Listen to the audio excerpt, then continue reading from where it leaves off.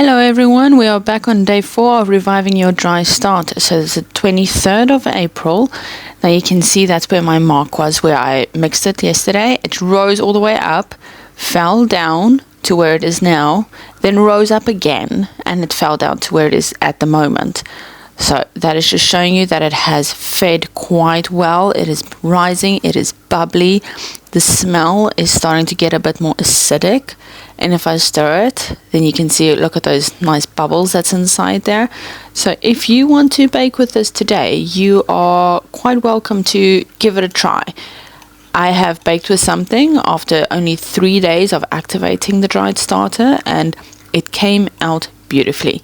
So check out one of the recipes on my page and yeah, give it a go. But today I'm just going to mix it all up, discard some of it, and then feed it again. You see how nice and runny it is when I'm mixing it?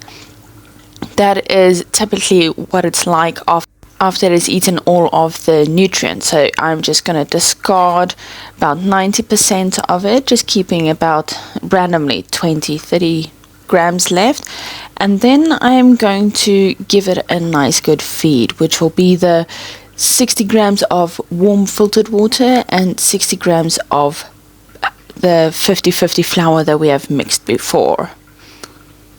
So the same applies. We just mix it all nice and well so that there's no dry pieces of flour left visible. You're going to mark your jar just like normal. Going to keep it in a really nice warm spot to make sure that it rises again nicely. We want to see that rise every single time. Now if you want to bake with your starter at this time, you will want to give it a nice feed like I'm doing now, and then keep it warm until it has reached its peak. When it reaches its peak, that is when you want to use it, because that is going to give you the best rise for your baking.